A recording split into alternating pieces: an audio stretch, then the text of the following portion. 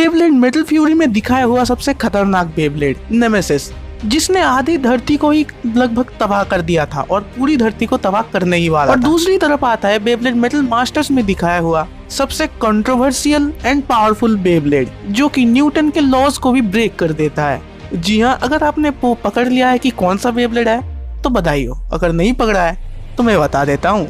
उस बेब्लेड का नाम है ट्विस्टेड टेम्पो। तो नेमेसिस के बारे में तो सभी जानते हो कि नेमेसिस क्या क्या चीजें कर सकता है, और ट्विस्टेड टेम्पो के बारे में ज्यादातर लोग शायद नहीं जानते होंगे। कोई बात नहीं भाई, मैं बता देता हूँ। तो अकॉर्डिंग टू डॉक्टर जिगुराट, ये एक ऐसा बे है जिसके आसपास टाइम काम नहीं करता, जिसके पास इन्फिनाइट स्टेमिना है, जो कि अनंत काल तक घूमे जा सकता है। मेटल मास्टर सीरीज में कोई भी बेब्लेड इसका बाल भी बांका नहीं कर सकता, क्योंकि ये एक बहुत ही खतरनाक डिफेंस टाइप बेब्लेड है। हालांकि ये बहुत ही कंट्रोवर्शियल है, लेकिन हाँ, नहीं हरा सकता कोई इसे मेटल मास्टर से। और सिर्फ इतना ही नहीं, ये बेब्लेड अपने आसपास के टाइम को कंट्रोल भी कर सकता है और स्पेस को भी ये कंट्रोल कर सकता है। और अगर हम बात करें इसके स्पेशल मूव्स की, तो वो है स्पाइरल डायमेंशन। स्पाइरल डायमेंशन का यूज करके ये अपने स्पाइरल फोर्स के जरिए एक डायमेंशन को क्रिएट करता है, जो कितना खतरनाक है वो आपने बेब्लेड मेटल मास्टर्स की सीरीज में देखा ही होगा।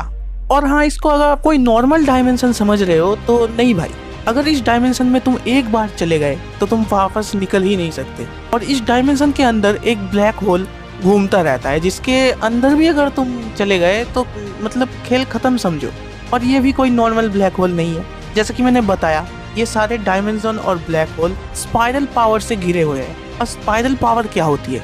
स्पाइरल पावर को यूज करके तुम पूरे धरती को इन्फिनाइट एनर्जी दे सकते हो, जो कि यार इको फ्रेंडली भी है लेकिन उतना ही खतरनाक भी। जैसा कि आपने देखा होगा, स्पाइरल पावर का थोड़ा सा पावर यूज करके इसने एक पूरे आइलैंड को उड़ा दिया था।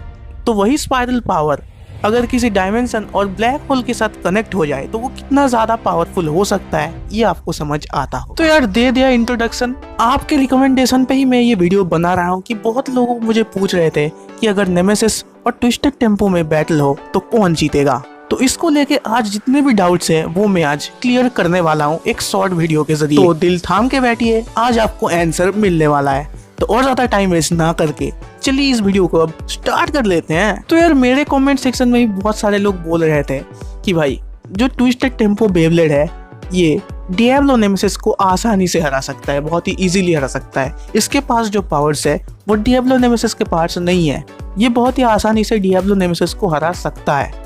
तो भाई एक बात कह दो, ये आपकी गलतफहमी है। अब वो क्यों, उसका प्रमाण भी तो मुझे देना ही पड़ेगा। इसके लिए ही तो मैं ये वीडियो बना रहा हूँ।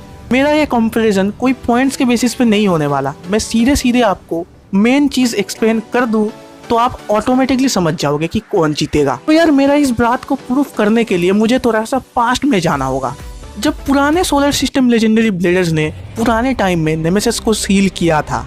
उस टाइम से नेमेसिस धरती की गहराइयों में कैद पड़ा था और वो प्लूटो के मुताबिक अपने दिनों में आने वाले, प्रेजेंट में आने वाले जितने भी स्टार फ्रैगमेंट या फिर उसके आसपास होने वाले जितने भी बड़े इंसिडेंट, बड़े बे बैटल्स, जितने भी सारे बड़े बड़े बे बैटल्स हो रहे थे, उन सब का पावर नेमेसिस के पास जा रहा था। मतलब नेमेसिस धरती की गहराई में रह के ही जितने भी सारे धरती के ऊपर इंसिडेंट्स हो रहे थे, नेमेसिस के पुराने टाइम में सील से नेमेसिस के प्रेजेंट टाइम में आज़ाद होने तक, वो सब कुछ नेमेसिस ने एब्जॉर्ब किया था। आप सबको लगता होगा कि डोजी ने लाइटनिंग एल ड्रैगो को चोरी करवाया था दुनिया को जीतने के लिए। जी हाँ, ये सच तो है लेकिन आधा सच। डोजी लाइटनिंग एल ड्रैगो की मदद से दुनिया जीतने के लिए, बल्कि लाइटनिंग एल ड्रैगो के पास पावर लेवल बहुत ज्यादा है, जो कि नेमेसिस को बहुत ज्यादा पावर दे सकता है, इसलिए ही उसको कैद से आजाद करवाया था। अब देखो मेरी बात को ध्यान से समझो, डोजी और डॉक्टर जिगुराट शुरुआत से ही नेमेसिस को जगाना चाहते थे, ना ही खुद का कोई पर्सनल चीज करके खुद दुनिया पे कब्जा करना चाहते हैं। नहीं, ऐसा नहीं है। ये चीज उन्होंने सीरीज में जितना भी बोला हो कि खुद के लिए कर रहे हैं, लेकिन नहीं, मेटल फ्यूरी में जाके सब कुछ साफ साफ हो जाता है कि वो शुरुआत से ही नेमेसिस को जगाना चाहते थे। बेब्लेड मेटल फ्यूजन में झिंगा और लाइटनिंग एल ड्रैगो रायुगा के साथ जो फाइट हुआ था, उस फाइट में कितने सारे पावर जनरेट हुआ था, और वो जो पावर था वो सीधा नेमेसिस के पास गया था। उसके बाद आया हेडिस इंक वाला इंसिडेंट, जहाँ पे डॉक्टर जिगुराट स्पाइरल एनर्जी को जगाना चाहते थे, और उस स्पाइरल एनर्जी जो था उसको डायरेक्टली नेमेसिस को देना चाहते थे, ताकि नेमेसिस के पास बहुत सारा पावर मिल जाए और वो आज़ाद हो सके। और जैसा प्लूटो बोल रहा था कि अभी तक जिंगा और उसके दोस्तों ने जितने भी सारे ब्लेडर्स से मुकाबला किया है चेन सिस्टम में, सबके बेब्लेड के पावर ही नेमेसिस के पास आ गए थे।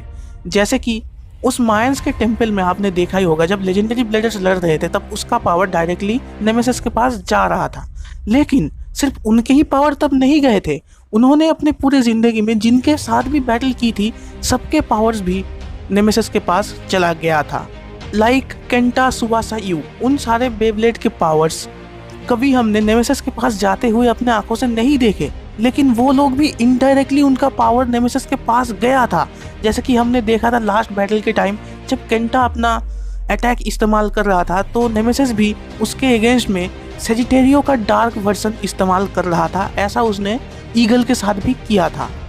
अब देखो, इस चीज़ से प्रूफ हो जाता है कि नेमेसिस के पास ट्विस्टेड टेम्पो का पावर भी है, हेडिस कर्बेक्स का पावर भी है, लाइटनिंग एल ड्रैगो का पावर भी है।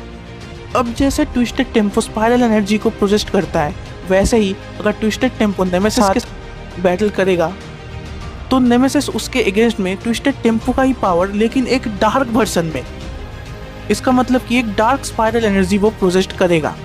और अभी सबका क्वेश्चन आ रहा होगा कि अगर नेमेसिस के पास ट्विस्टेड टेम्पो का पावर था, जो टाइम मैनिपुलेशन, स्पेस मैनिपुलेशन, ये सब पावर उसने लेजेंडरी ब्लेडर्स के खिलाफ इस्तेमाल क्यों नहीं? इसका जो आंसर है वो भी मैं एक एग्जांपल से दूंगा। वो एग्जांपल मैंने मार्वल से उठाया। जैसे कि आपको पता है, अगर आपने एवेंजर्स इन्फिनिटी वॉर देखा होगा, थैनोस और डॉक्टर स्ट्रेंज जब लड़ रहे थे तब थैनोस के पास 4 इन्फिनिटी स्टोन्स थे और डॉक्टर स्ट्रेंज के पास 1 इन्फिनिटी स्टोन्स थे, जो था time stone. Thanos 4 infinity stones का यूज करके डॉक्टर स्ट्रेंज के साथ लड़ रहा था, लेकिन डॉक्टर स्ट्रेंज ने उस अपने टाइम स्टोन का इस्तेमाल क्यों नहीं किया था उस टाइम पे? क्योंकि डॉक्टर स्ट्रेंज को पता था उसके पास 4 इन्फिनिटी स्टोन है, जो कि 1 इन्फिनिटी स्टोन के मुकाबले काफ़ी ज़्यादा पावरफुल है। इसलिए अगर वो इस्तेमाल भी करेंगे तो कोई फ़ायदा नहीं होगा।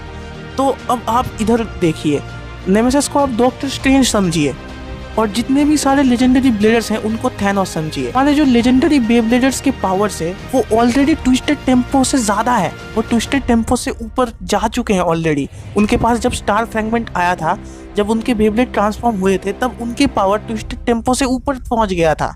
इसी वजह से नेमेसिस ने ट्विस्टेड टेम्पो का पावर उन पे इस्तेमाल नहीं किया। एक शब्द में कह सकते हैं कि जितने भी सारे लेजेंडरी ब्लेडर्स हैं, लेजेंडरी बेब्लेड्स हैं, बेस्ड ट्विस्टेड टेम्पो से ज़्यादा ताकतवर हैं। तो यार, अगर आपको मेरा ये एक्सप्लेनेशन समझ आया हो तो कमेंट में करके ज़रूर बता देना और मेरे इस मेहनत के लिए इस वीडियो को एक लाइक ज़रूर कर देना। और अगर आपने अभी भी इस चैनल को सब्सक्राइब नहीं किया है, कहीं से भी भड़क के इस चैनल पे आ गए हो, इस वीडियो पे क्लिक किए हो, तो अभी के अभी इस चैनल को सब्सक्राइब करके बेल नोटिफिकेशन को ऑन ज़रूर कर देना, ताकि ऐसे ही और भी अमेजिंग एक्सप्लेनेशन आपको रेगुलरली मिलते रहे। आप अपने बेब्लेड से रिलेटेड क्वेश्चंस कमेंट में ज़रूर पूछना, मैं उनका आंसर ज़रूर करूँगा ऐसे ही वीडियो एक्सप्लेनेशन के ज़रिए। तो तब तक के लिए मैं मिलता हूँ नेक्स्ट वीडियो में। तो तब तक के लिए till then and good bye.